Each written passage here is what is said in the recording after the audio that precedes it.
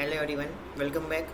Today we are going to solve question number 3925, which is concatenate array with reverse. So what we have to do? So first let's read the question. You are given an integer array nums of length n. Okay. Construct a new array ans of length 2 into n such that the first n elements are the same as nums and the next n elements are the elements of nums in reverse order.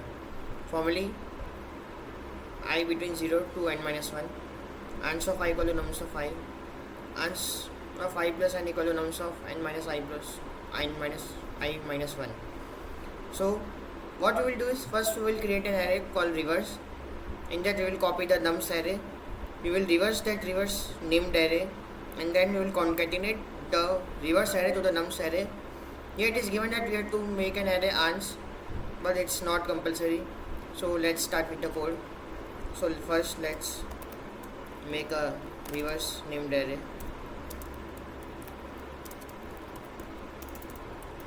As we have named the array reverse, and if we use the reverse method now, it will cause confusion. So here we have to use std. In this now we will use reverse dot begin.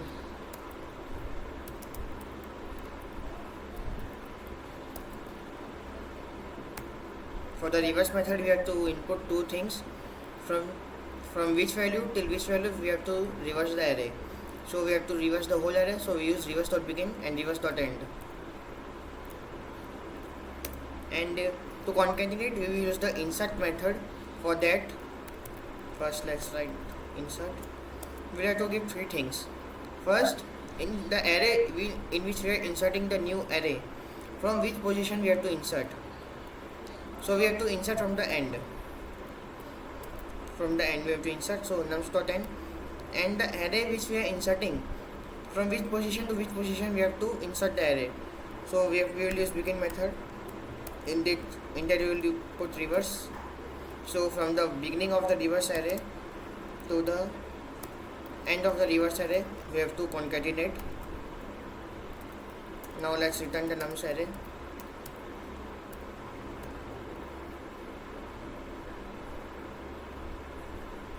As you can see, both the test cases have been passed. Let's insert one more test case to check if the code is correct or not.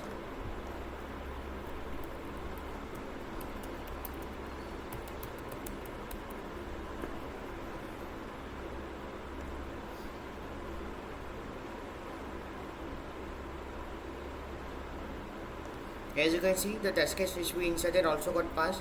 Now let's submit the code.